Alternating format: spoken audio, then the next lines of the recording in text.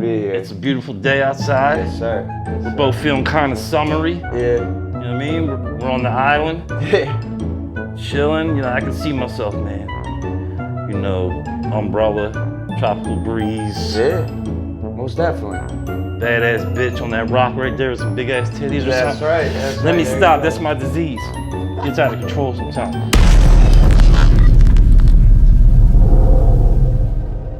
What's going on, everybody? Welcome to Truth Addiction. This is the channel that deals with the disease of addiction and all the ways it manifests itself. I am a recovering addict and my name is Brian. I suffer from a disease which is incurable, progressive, and sometimes fatal. It can, however, be arrested at some point, and recovery is then possible. I'm sitting here with my man JR. What's up, man? What's up, brother? What's up, man? How you doing? feeling? I'm good, man. Happy to be here. Been hearing a lot about this, so I'm excited to get into it, man. Yeah, I'm excited you're here. I've been trying to get you for a little bit. Yeah, so man. we're here. Been doing a little dance on you, man, but I'm glad to be here. It's a beautiful day outside. Yes, sir. Yes, We're sir. both feeling kind of summery. Yeah. You know what I mean? We're on the island, Yeah. chilling. You know, I can see myself, man. You know, umbrella, tropical breeze. Yeah. Most definitely. Badass bitch on that rock right there with some big ass titties or That's something. right. That's Let right. me There you stop. go. That's my disease. Gets out of control sometimes. All right, man. So I got some questions, man. Yeah, man. Hit me. We're gonna go in and we'll take it from there. You ready? Yeah, man. Let's do it. All right. So you want to start off by introducing yourself and tell us how long you've been sober, man? Yeah. So name's JR. Originally I'm from New York City. You know, I've been sober for a little over 3.5 years now. Nice. Or coming up on 3.5. We'll get into that. That's Yeah, what you got? yeah. 3.5 years sober. Just about, yeah. Congratulations, Appreciate sir. you. Appreciate you. I mean, I remember how hard it was to get one day, boy. Yeah, man. For real. For real. Bro, let me tell you something, man. That Mad Dog 2020 back in the day for me, that was your shit, huh? Yeah, I And it had to remember. be hot. For whatever reason, it had to be warm. Yeah. I had to feel it like going down my throat, like just warm as shit. Yeah. Dude, and it was cheap. Yeah, it was. I mean, so like coming up around there, you know, bodegas are real popular. So like 14, 15 years old, the move was to get the malt liquors. So like OE and all that sure. stuff. Yeah. St. Ides. You have St. Ides? Man. Oh, yeah, there's a classic, bro. Yeah. What about Crazy Horse? I've had Crazy Horse too. Dude, I remember when they made that elite, they stopped making it because it was actually making people crazy. They had the big 64 ounce. Yeah, the Dude. wild ones. The Four Locos Dude, I and got shit. so whacked on that shit. Yeah, man. Anyway, so you just mentioned it a little bit, but tell us where you were born, where you were raised, and a little bit about your early childhood. Yeah, for sure. So, growing up, so like I said, New York, right outside the city, kind of in the burbs. Was born in the city and moved to the burbs as life kind of progressed. Growing up, you know, I was from normal household. Good father, good mother, 2 sisters, and you know, we. I can't really say enough about my mother and father. They put a roof over my head. Always provided for me. Growing up, like in the very early stages, kind of not poor, but you know, lower middle class, I'd say. You know, my father had to hustle for everything he had. He comes from very humble beginnings. Same thing with my mother. But you know, they always put everything out there for us. So I got nothing but love for them. But I can remember from a very early age, and it's funny we're going over this now because I think I kind of shared about this at a meeting I was at last week. It was like I can remember these addictive behaviors from a very early age, bro. I'm gonna get into that too. Yeah, okay. So you said you had a sister and a brother, or two? 2 sisters. 2 sisters. And then yeah, I got an older brother as well. But Right, I thought you said. Yeah. So you had 2 sisters. Was drinking prevalent? Was there any drugs or drinking going on in the house? Was it prevalent when you were a kid? So with the older bro, yeah, but he wasn't around. He got sent away upstate. But not your parents and that. No. Actually, my father, quite the opposite, resented alcohol because my grandfather was an alcoholic, and he had to. Because I just like to touch on that because just to show that we come from different places and we could turn out the same the same way. You know what I mean? Yeah. You know, because I do believe it's a disease of the brain. You know what I mean? For sure. And I don't know if it really has anything to do with the way you've been raised. Yeah. Probably don't. Nah, I don't think so, bro. You know what I mean? really don't. Yeah. So What high school did you go to, man? Did you graduate? Yeah, I did. I went to Fordham Prep in the Bronx. It's right on Fordham University's campus. All boys, Irish Catholic family, you know. It was an all-boys school? It was all boys school, yeah. It was. So it was a Catholic school? Yeah, it was, yeah. Okay. Catholic, yep. Well, you know what? I'm from South Philly, and there was a big all-male Catholic school. It was called Newman. Okay. You ever hear of that? Sounds familiar. Newman Goretti or some shit? Okay. I don't know. But I had a couple boys that were in that. But you know what, dude?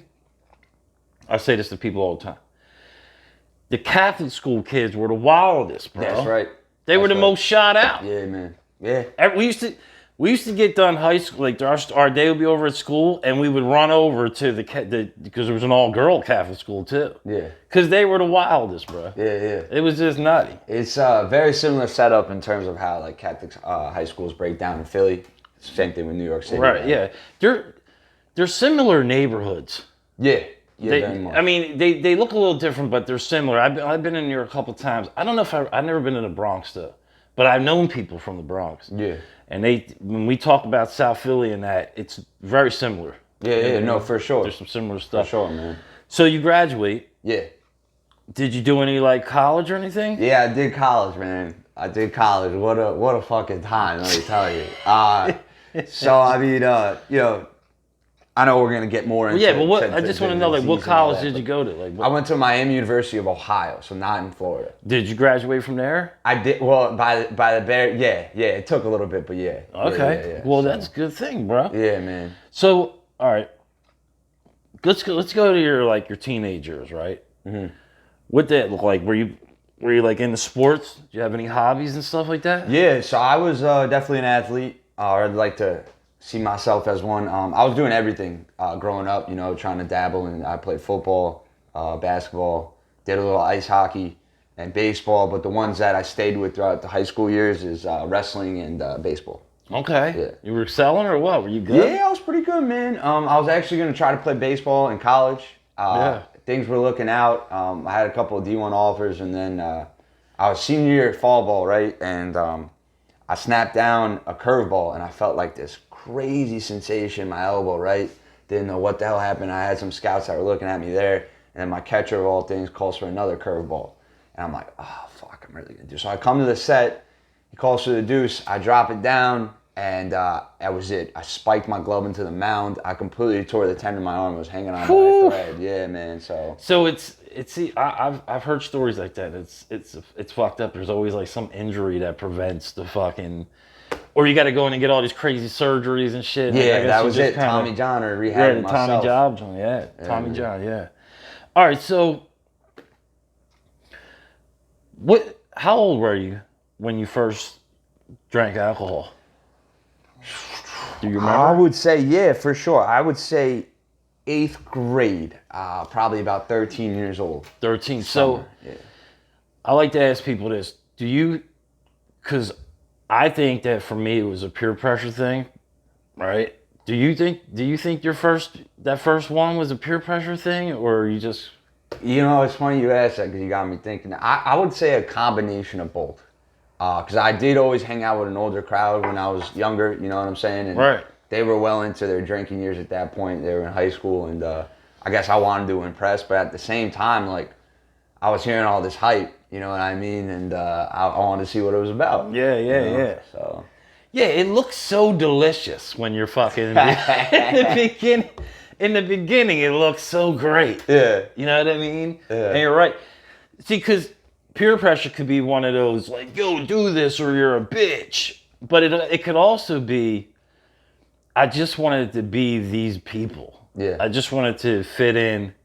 And because, like, for me, dude, you know, for me, my story has a lot of drugs in it. But so, like, I remember it started with 40s of fucking, like, we were talking about Old English and shit like that. Yeah. For me, it was just like, I don't know if it wasn't so much like, oh, I just want to take myself out of myself. It was just like, yo, these are the people that are doing it. These are the people I put on this pedestal and I need to please them. Mm-hmm. Yeah, you know yeah. Because, like, I knew it was fucked up. Yeah. See, I came from a drug-fueled fucking house. Right, okay. When people were getting all kinds of... I remember my mom lighting fucking shots of fucking 100 and something proof alcohol on fire and then fucking smacking them back when I was young, bro. Yeah. She had an iron liver. And, you know, I smoked my first joint with my mom. Okay. So I could still remember this. So I came down the steps. She's there with like two other dudes, and they're lighting shots. She's like, come on, try. Right? How old were you? Dude, 14? Yeah. Maybe? That's young. Maybe. Yeah. And she lit this motherfucker on fire, bro. And I totally missed my mouth.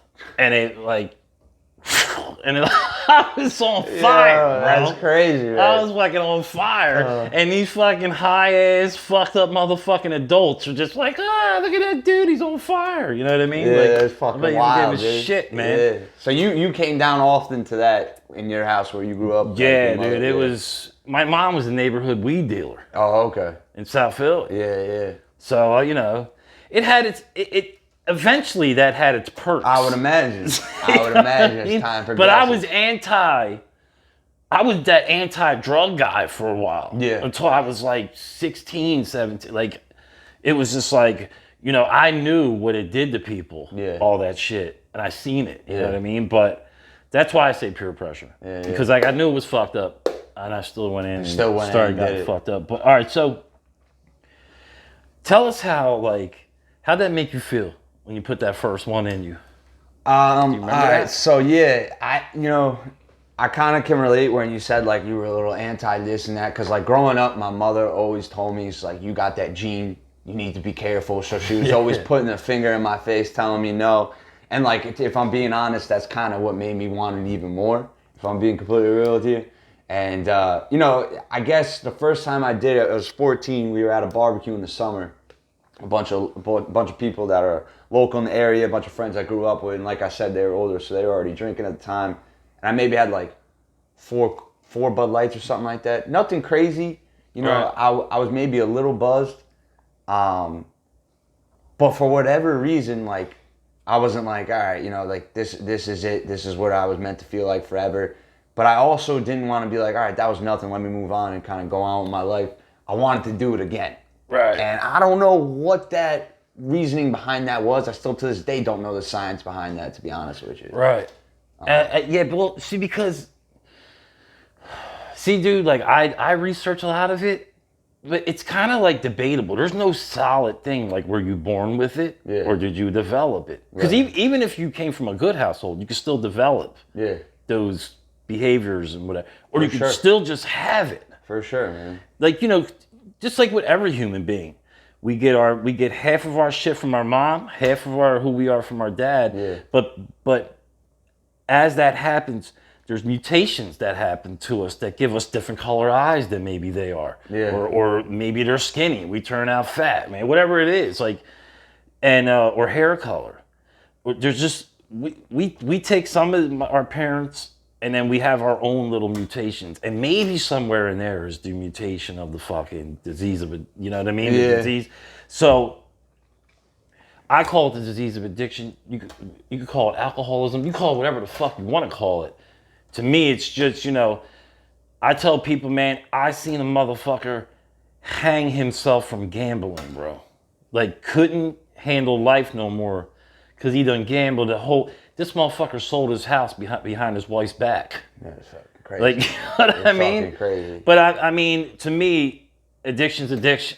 Yeah. Whether it's fucking alcohol, heroin, fucking shopping, gambling, it's all whatever it is, that obsessive, that compulsive, unmanageable fucking lifestyle. You know what I mean? Yeah. So, all right, so that's. I get what you're saying. So you're torn at that point. It's not like you didn't have this like epiphany of, oh, this was the greatest thing I've ever had. Yeah. But it was kind of like, I want to do it again. It was It was cool enough to do it again. Yeah, right? Yeah. So looking back at it, right before that first one, right? Because you've been sober for a while. Yeah. And I would imagine you're working a 12-step program. Yes, sir. All right.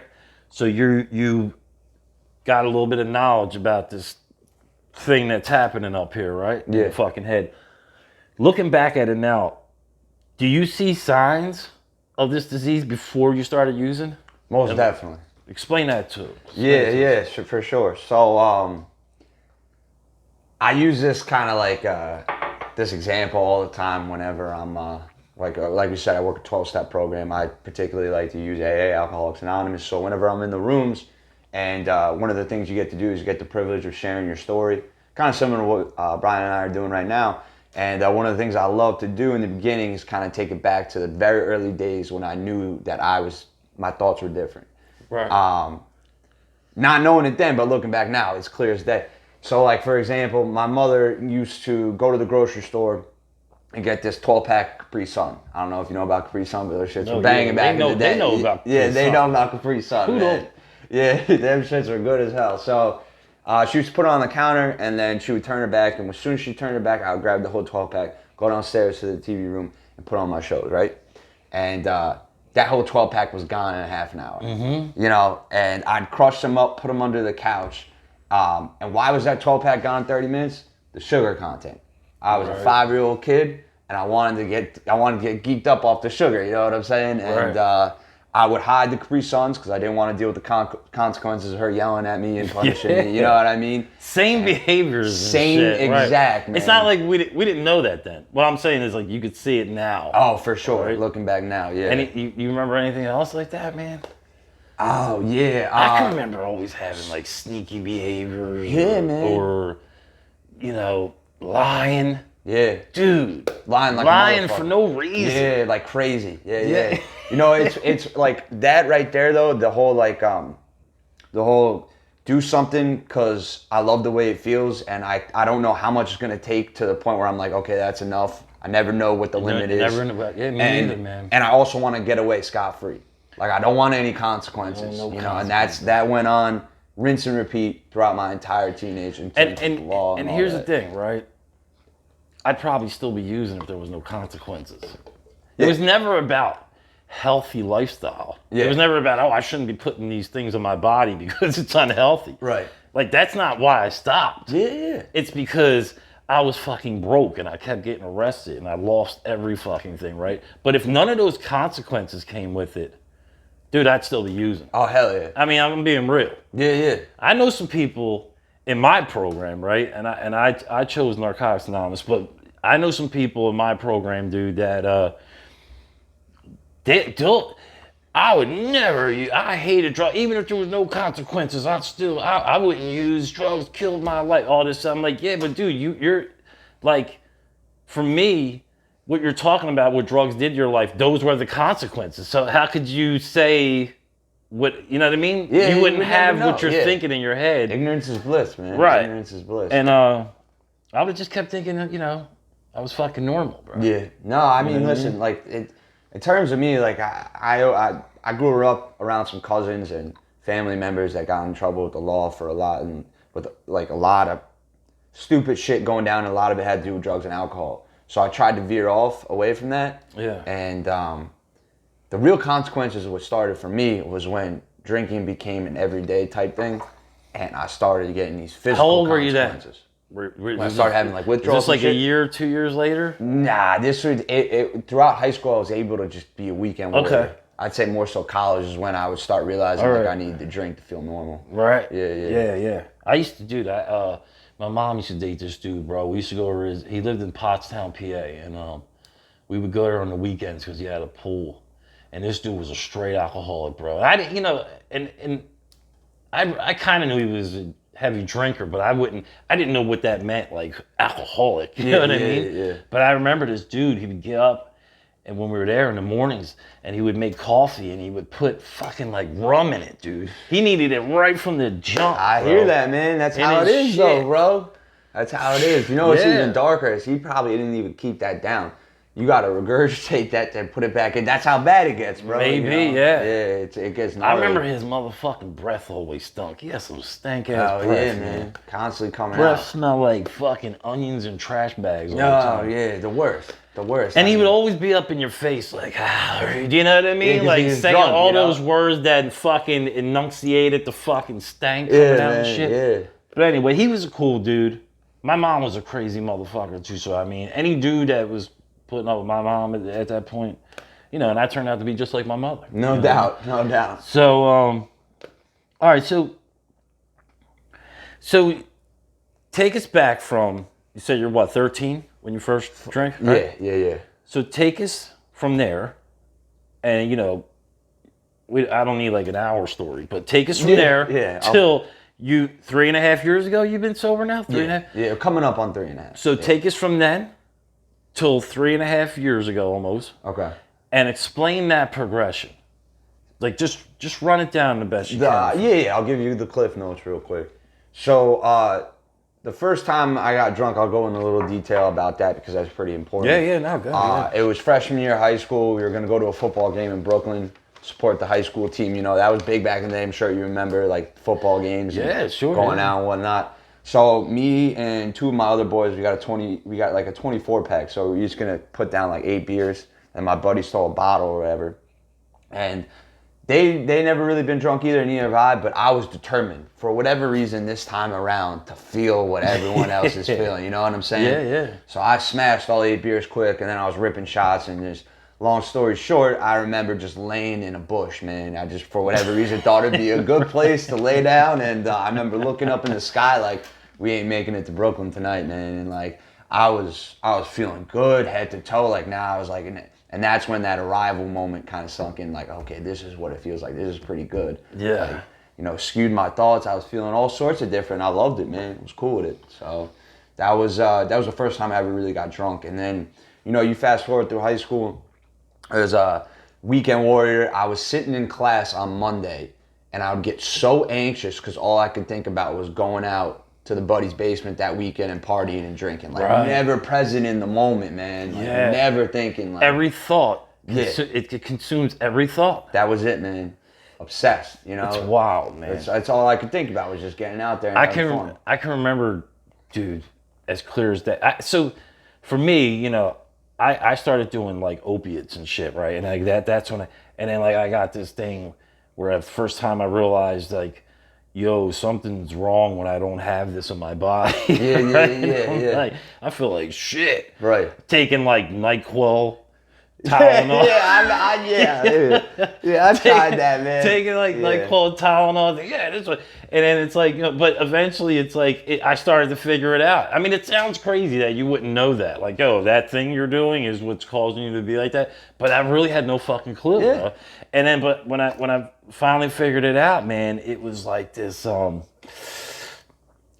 fucked feeling came over me. Yeah. You know what That's I mean, the best way to dude? describe it, man. It's like, fuck. Yeah. All right, so go ahead. So you get trashed that you feel good. So, yeah. So, like I said, go out through high school, just constantly looking forward to the weekend, never really present in the moment. Luckily, I was good academically. I did well in school. I was able to kind of get by and still get pretty solid grades. And then, like, a couple red flags along the way that, like, down the road, this may be an issue. I think it was my junior year. It was St. Patrick's Day. St. Patrick's Day is huge in New York City. Oh, man. I probably is in Philly. Especially you're Irish. So yeah. Especially doesn't matter where you are if you're Irish. Right. St. Patrick's Day, it's a deal. Right, man. So we had baseball practice. I was on the varsity team at that time, and we had a 7 a.m. practice. Our coach wanted to get us up early because he also was going to, he's an Irishman who likes to go into the city and have fun as well. So he made it super early. That night before, I had just got my fake ID in. So I was like, let me go test this shit out. So I go get a bottle of Honey Jack. Nice. And I put it into water bottles, and we called up to practice. And then after in the locker room, me and my buddies were taking swigs of the Jack. And my older sister is at a bar in Fordham University that her friends, because some of her friends go to Fordham, and it's a popular spot to hang out for college people. Okay. So we're walking through the Bronx, going to the bars on Arthur Ave over there in Little Italy. And we meet up with her, and it's 9:30 in the morning. We've been swigging Jack, drinking beers, and we're fucked up, man. Like, so drunk, 16 years old, you know what I'm saying? Oh, and yeah. We like, the rest of the day's a blur, in and out of consciousness. Shit starts spinning on you? Yeah, man. And so one of my buddies that I was starting with early, he ends up going back to the university. Gets so drunk, he strips off all his clothes. He starts running around ass naked on the middle of the field, gets tackled by a security guard. Long story short, the deans of the high school put the squeeze on him, and he snitched. I love the kid to this day. No ill will towards him, but right. I was pissed at the moment. You know what I mean? Yeah. And he snitched, and it got us into some serious trouble. They found out just about everything. And my mother, she's hardcore New York woman. She was like, what happens on the weekends, none of their fucking business. Don't you fucking say a word. And that didn't work out too well. Right. I ended up getting suspended and having to see the drug and alcohol counselor on site at our school. And, not once did I think that my drinking or my behaviors could be any sort of an issue. You know what I mean, bro? It's just like, circumstantial. I got caught. Yeah, like, it's just circumstantial. Yeah. Like, my boy got me caught, not me. Like, that asshole, you know what I'm saying? And, shit, man, it was, we place blame on shit that has nothing to do with it, everything bro. and anything. That's what keeps us fucking down for so long. That's what most of us, when we get to that, what they call the fucking bottom, that's why, because we just keep, it's because of this, it's because of her, it's because of him, it's because it was 3 o'clock, it was because I should have did it at 6 o'clock. I mean, it's like the most crazy nonsense, but we believe it. Listen, because it's our own heads.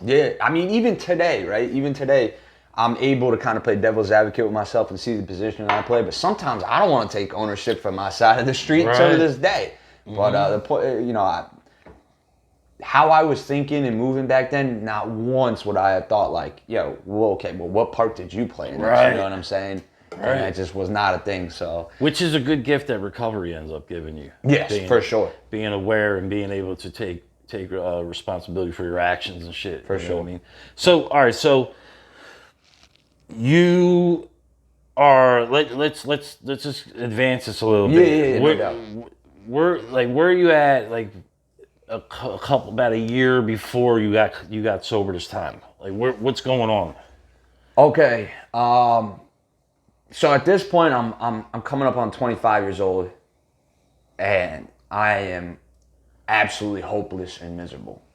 I can't believe my life is where it's at. You know what I mean? Like, I got a good job at a college, living in Chicago. My girl was there at the time, my ex-girlfriend, and I was madly in love with her. And like, one of the big flaws I had with my addiction is that I would go and I thought that I would get a 30-day tune-up, come back to her, and everything would be okay. And like, she's a sweetheart. She had nothing to do with my, my alcoholism or none of that. But in my mind, it was like, I need to get back to her. I need to get back to her. I need to get back to her. I don't care about taking care of myself. Not knowing that, like, if I don't have my health, I don't have my wealth. You know what I mean? So it's like, how am I going to take care of her if I can't take care of myself? Almost thinking that, the love from her could keep you sober. That's exactly what I was thinking. Which is total nonsense. We know that now. Yeah. But it's like, all the egotistical character defects come out. Like, I'm thinking, like, she with another man while I'm laying in this detox bed, like crazy. And just to touch on that right quick, it's why that's another reason why a lot of us stay in our active state of using, drinking, addiction, whatever it is because a lot of us, especially because when we're younger, the parents, it's so hard for them to let go. We got to do more. Let's do this for them. Let's get them in this place. Let's do this. Love them up, and it doesn't matter. Bro, my fucking grandmom could have been on her deathbed like, this is my dying wish for you to be clean. And I'd be like, Grandma, look, you're going to have to die without me being clean. I don't know what to tell you. I'm about to go get one right quick. Man. I mean, that sounds fucked up. It does, but I wouldn't say it like that, but that's exactly what it would have been. Like, sorry, Grandma, you're going to have to die, and I'm about to go get one. Like, I mean, shit's real, man. Your thinking ain't right. You're all fucked up, bro. Listen, drugs, alcohol, and all that shit, man, it changes the fucking chemistry of your brain, man. Like, it literally changes your fucking structure of your brain, dude. Yeah, man. So, I mean, of course, we don't know that when we're fucking getting it in. Yeah. And we probably wouldn't have cared anyway. No. Dude, when I was in the middle of if a doctor was like, listen, you know what, you're destroying your brain and it's turning, I'd be like, well, oh well, motherfucker. Like, it is what it is. Dude, I didn't even care about dying. I had days where I wished death upon myself. Like, why would I give a fuck about my brain? You know what I mean? It's kind of where I was at this point. So, like, I'll speed it up for you a little bit. But, like, at this point, I'm going into companies sending me the detox rate. Now, they don't give a shit. As long as I'm putting money on the table, they don't really care what my state is. You know what I mean? And the line of work I was in finance, it's not my place to call out other alcoholics or addicts, but it's not a very, let's say, conducive environment for somebody trying to be in recovery. Yeah. You know, so we had therapists, doctors on staff for anything you needed, anything you wanted. You know what I mean? I'll just leave it at that. But it didn't last very long. Like I said, all I cared about was the girl at the time because I wanted to marry her, have a child with her, all that jazz. You know what I mean? It wasn't until COVID hit, man. So this is what brought me to this time around. I was sitting alone in my apartment, and So is this? Because my next question is going to be, take us back to the day before your last use, the last time you drank. Yeah, this is a common. You're going there now. So take us back to that, and what's going on? What are you experiencing? What's happening, bro? So it's some wild shit that went on. So I'm alone. Again, and that's where my alcoholism ultimately leads me, is being alone and miserable and wanting to live, but not really, in this in-between state. And I've tried to get this right a bunch of times, couldn't. A lot of people leave Chicago because it's getting bad to go home with their families, my girlfriend being one included. I got let go of work because I'm drunk on Zoom meetings. I'm drinking around the clock, you know what I mean? I'm hopeless. And my old man, like I said, that's my man right there. Just real solid, good dude. You know, they don't make him like him no more. I get on the phone with him. I knew that he would be able to, like, you know, I was like, Dad, listen, I'm in a bad way again. What should I do? And he, you know, took care of everything. You know what I mean? He called, got me a spot. Now, one of the things that my old man instilled in me at a very young age is, like, when you're 18, you either get a job or you go to college. But you gotta get the fuck out. You gotta get the fuck out. You know what I mean? And so he always wanted me to be able to rely on myself. But, you know, like, at the end of the day, when it comes to, like, his children, like, he was there for them always, you know. And that's one Which thing I think that's a good mentality to put on a kid. Yeah. You know, it's kind of like a fucking bird. Sometimes the bird's gotta push the fucking baby bird out of the motherfucking nest. So you got to go and fly, bro. You that's know what I it, mean? man. It's the same type of shit. But, you know, your dad sounds cool. It's like secretly, it's like, yeah, I'll be here for you. Yeah, but I don't want you to know that. You're right, but I don't want you to know that. Yeah. As far as you're concerned, you're getting the fuck out, and I ain't gonna have nothing to do with you until you establish yourself. You know what I mean? But it is what it is. Yeah. But I can dig it. I can dig what your dad. Yeah, you know, he wanted me to fly the coop. I fell on my fucking face, but I still flew. You know what I mean? If you want to call it that. You attempted, yeah. Yeah. So you go what? You go into a treatment? So I get put into a treatment in the hood of Chicago, in West Chicago, man. And I've been to this place already to get detoxed. There's a whole wild story associated with that, and maybe in the future we can kind of break that down a little bit. But long story short, I was going through DTs, and I ended up in a psych ward, right? I don't know how I got there. I'm going through it heavy. I'm seeing shit, and I get up, and I start twitching. My toes turn in on me. I can't walk. They had to hit me with Ativan right away to bring it down. I wake up in the ICU, and I finally am a little stable, and my old man can't believe it. So I caught myself a plane ticket. They give me a mini script of Valium to hold me over so I don't seize out on the plane. Right. And I end up in Lancaster, Pennsylvania after a couple of days of bullshitting to get into detox. Okay. And, nice. So, all right. So let's take it up a little bit. So you get out of there, and you went to Alcoholics Anonymous, right? Yeah. Well, I mean, like, okay. So I'll just say this to you. Your first meeting you go to. Do you remember that? Did you? Yeah. So, but that was prior. Yeah, I know. But the first one. Yeah. Did you have any kind of seed planted in your head, or did you think this ain't for me? Like. So here's where I was at. I had this gift of desperation. I was willing to do everything and anything just to feel the opposite of what I was feeling. Right. So one of the things that was heavily suggested was doing a 12-step program. And getting a sponsor and going through these steps, you know what I mean? So, did I really want to do it? Not really per se, you know? Right. I like to fancy myself a smart dude who has it all figured out, and I was going to figure out how to beat this shit on my own and use successfully. Yeah. So having to come and call quits to AA was like, nah. But that's how a lot of us are, man. We can't grasp that concept that, like, it's not about willpower. Yeah. It's not about how strong or smart we are. Yeah. Like we need that. We need that group thing.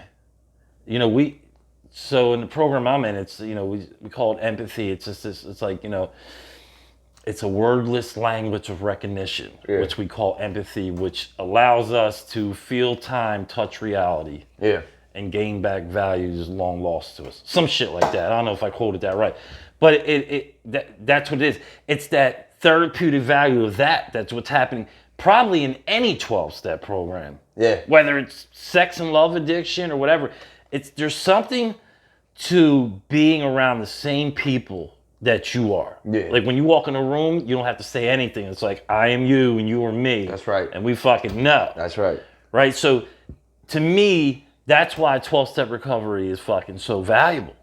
Because the healing, this is just my opinion, for somebody with this disease to stay clean has to happen in that kind of setting. Yeah. That group setting. That's just the way I see it. So you eventually you get a sponsor? Right. Yo, bro, honestly, like I love talking about this stuff. It gets me so fired up. And there's so many avenues that we can go down, but I'm trying to keep it concise for the sake of them. But yeah, so long story short, I walk in I was in Lancaster, PA at a place called The Retreat in Amish Country, right? I was living in a recovery house there for 2 months. I walk in on the manager, he's banging dope in the bathroom. And and part of me, like, this is one of my first God moments. It was like, yo, make a phone call. Yeah. I got in touch with somebody in Levittown, Pennsylvania. What the fuck is Levittown? I don't know. But I'm going there because I need to continue because I know I don't want to feel the way I was 2 months ago. Right. So I end up out here, and this house was great. And this is talk about the camaraderie. Like, a lot of people like to knock the recovery houses because there is some shit things that happen, but I, thank God, landed in such a good house, man. Right. I had groups of guys. There was 15 dudes. I'd say about 9 out of the 15 were doing the right thing. And I wake up the next morning. I get there at like 1 o'clock in the morning. I wake up the next morning. I see a group of like 6, 7 guys just breaking balls, laughing, having a good time, bro. You know what I mean? I'm like, I want that shit. Right. I want what they have. And what are they doing? They're all working. They all got sponsors. They're all doing steps, and they're all hitting meetings. That's the secret. And that's the secret sauce, bro. That's the secret sauce. And I was like, you know what? I don't necessarily want to do that, but I need to do that because I want to feel like that. Listen, you know what's crazy? Whether you got 30 days sober or 30 years sober, it's the same sauce. Yeah, for real. It's the same secret sauce that you must keep ingesting. Yeah. Like, you just got to keep doing it. Yeah, man. And that's the thing, man. Like, you know, I'll come across people once in a while. People at my job, for instance. And we'll be having a conversation about, you know, because I'm open about my addiction, and we'll talk, and they don't get it that, like, they're like, you still go to those meetings? Even though you've been clean for over 6 years, right? Yeah. And it's like, yeah. And like trying to explain that to a normal person, why I need to do that. Yeah. Because a lot of outside people, regular people, let's call them that. Yeah. You know, I think regular people are just as fucking whack we are, but whatever. Let's call them regular people. Debatable, yeah. They look at it like it's something that you need to do for a little bit, and so it fixes you. Right.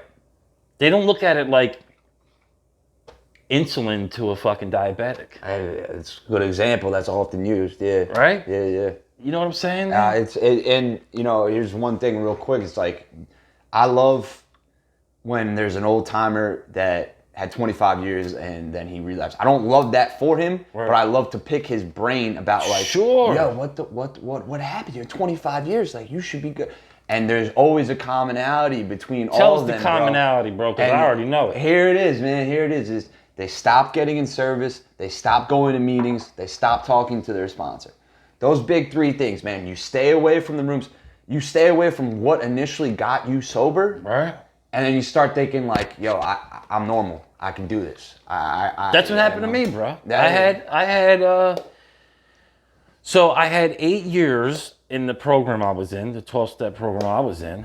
And then I stayed clean for 9 years. But the 8th year is when I started to fade off. I got married, you know, I started hanging around a couple normal people that weren't fucking addicts or whatnot. And it's just like, the progression was a meeting every 2 weeks, a meeting every month. Then I stopped answering the phone. Yeah. looking back on it now, you want to know the first thing I stopped doing, dude? Praying.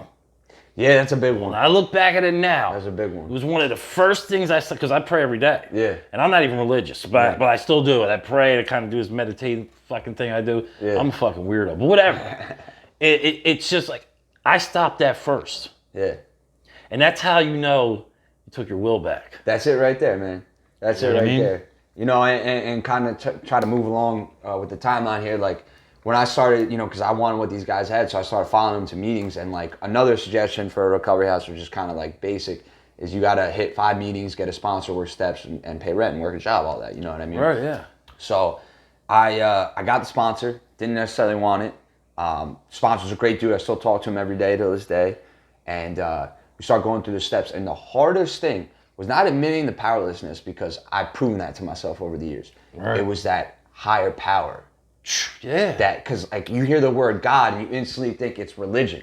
Right. It's some sort of like, you know, religious program, but And it it's turns not. people off. I know. It does. I stress it to people. It's Dude, the I mean, biggest loop not for for me. nothing. I mean, like, I'm a fucking straight atheist, to be honest. I'm just an atheist. Yeah, yeah. My sponsor, though, he's go Jesus, bro. Yeah, I know. But me and him, if you heard me and him talking about our higher power, you would think it was the same shit. Right, man. Yeah. It's just the way it is, man. It's Like, fucking- I look at my sponsor as my higher power. That's all. But so is the rest of my program. Yeah. You're my higher power. Right. Like, because think about it. Even if there is a deity of some sort, how's he coming through?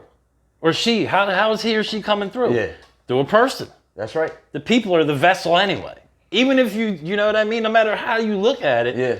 Unless you're really shot the fuck out, and you know what I mean? You're Yeah. Like, I hate when they say, like, pick the doorknob or, like, the door. Like, that ain't gonna work, bro. Or Come you on. and Jesus are having tea and crumpets in your room every Yeah. night. You know what I mean? Yeah. But for the most part, it's the individual. Yeah. The power is in the people. That's right. That's right. You know what I'm saying, dude? Yeah, I mean, listen, bro, like, you kind of hit the nail on the head. I grew up Irish Catholic, so I grew up with this fearful God, you So know what did I I, mean? yeah. And like, I resented that.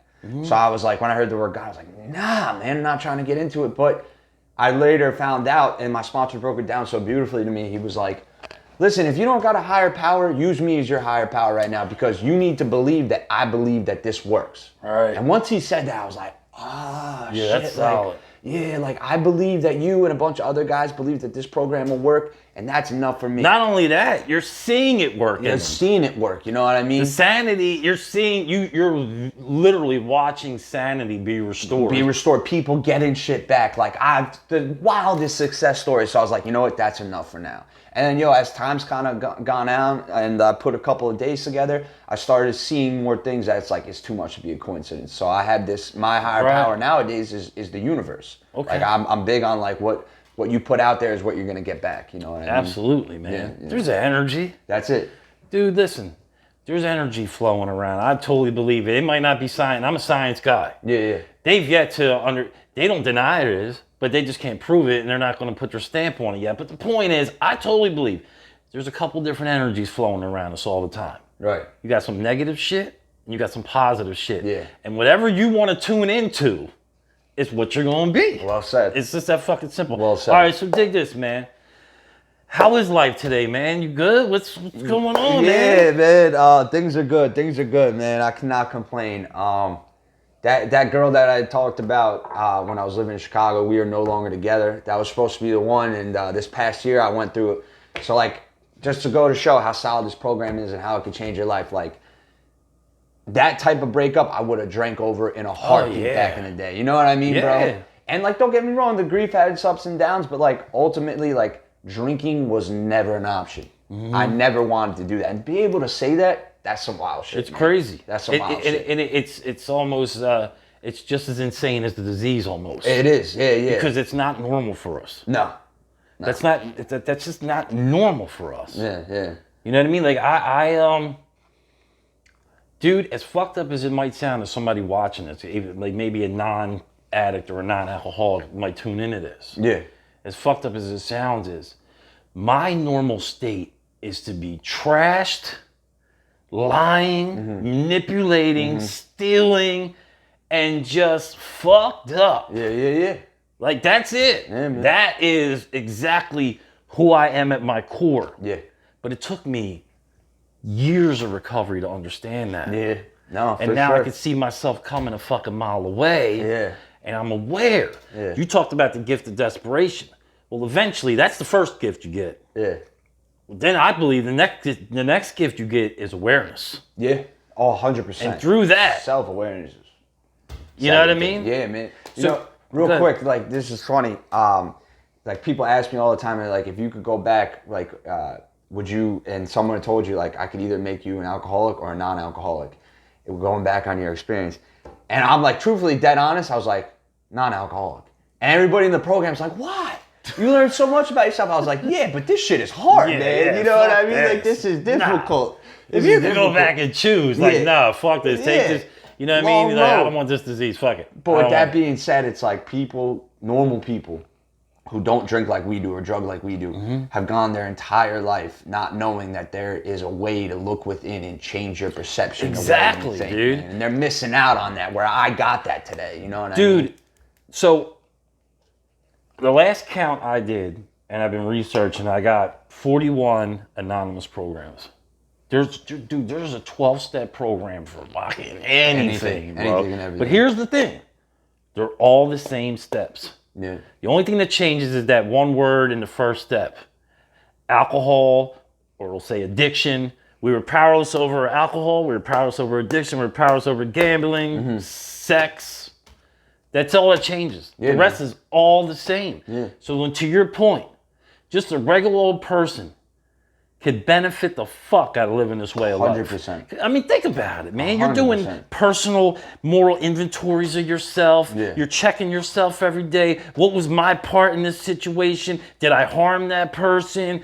You know, did I cause a resentment? Am I acting on a resentment? You know what I mean? These are all ways, because you're right. People walk around ignorant as fuck to who and what they are. That's it, bro. You know what I'm saying? You know, and like, real quick, and I'll kind of end with this on the whole story aspects. Like, well, one, if I saw you out on the street when you were ripping and running, I would not fuck with you, man. And same thing goes for me, because naturally who we are, it's not good people. No. But this is a way of life to change. And like, I've been reaping the benefits of this program today in my life. I have my family back. My mother, my father can honestly call me a son, a productive member of society. I worked in treatment. I was doing house management kind of thing on the housing side of clinician program. Currently in a transition state to go back into corporate America, get a job, you know, apply what I learned in college. Yeah. And we can do all that. All these things, man. There's nothing holding me back. I'm free today, and that's all because of a 12-step program. None of this would be possible if it wasn't for this program, the people I met, and my higher power. That's fucking well said, sir. You know what I mean, bro? All right, so last thing. Yes, sir.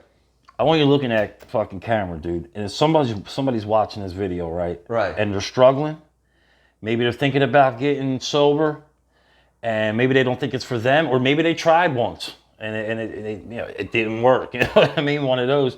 Or maybe they think they're worse than we are, and it wouldn't work for them, right? So looking at camera, what do you say to that person real quick, man? Oh, man. I would say that I had similar thoughts at one point. I never thought that I was going to get this right. I thought that I was going to continue to live my life just on these ups and downs, these waves, and sucked into the stink of addiction. And there is a way out. And it sounds cheesy, it sounds corny. I was not a God person. I thought I had it all figured out. I'm the smartest person in the room, but it works. There is an easier, simpler way, and it works. And you can live the life that you want if you give in to this. You know what I mean? And they always say, and I'll end with this, is like, give it a try for a year, and if you don't like it, you can take your misery back and go back out. Right. You can always have your misery refunded. That's right. So I'll add to that. Take that ass to rehab or whatever, man. Yes, and when please. you get out of there, hit you a recovery program. One of them. There's one for you. Trust me, right? Because like it's important to do that today. Because tomorrow may not come. That's right. And I've seen it not come for a lot of us. That's bro. big time. You know Listen, what we I'm saying? need you. If you're listening, we need you. This is a losing battle. You know what I mean? We need more soldiers out here. So. Come on home. Yes. All right. All right, cool. This is the last part of this, right? I got this stupid thing I do at the end. I call it the fast ass 5. Okay. Just 5 random stupid questions. All right. I'm gonna throw them at you. You ready? You go in summer or winter? Winner. My man. Vegetables or candy? Vegetables, yeah. Woo! okay, I'm a vegetable man. All right. Yeah. I'm a candy motherfucker, as you could tell. I'm candy. All right, you going horror movie or comedy? Horror. Okay. Yeah. You're at the barbecue, dude. You going hamburger or all beef delicious hot dog? I'll take the burger. Damn. Yeah, man. I'm sorry. I know what you were I'm trying to 0 lead and me 18. towards. You see I was adding all the adjectives. You set that hot dog up nice, man. You set that glizzy up nice, bro. I wasn't falling for it though, bro. Oh shit. Dude, I'm 0 and 18. It's like my 18th interview. I don't know, 15th maybe. Yeah. I'm like 0 and 15. Yeah, nah. I'm going all beef grill hot. I don't know. On the fucking grill, bro. I don't know. That's cool. Yeah. But all right, last question. Would you rather be brutally honest or lie when you have to? Brutally honest. All right, man. Yeah. Hey, man, I appreciate you for doing this, man. Seriously. Appreciate so listen, man, if you can, subscribe to the channel, hit that like button, that little thumbs up thing at the bottom, man. And I appreciate everybody for watching the channel, man. It's been doing pretty damn good, man.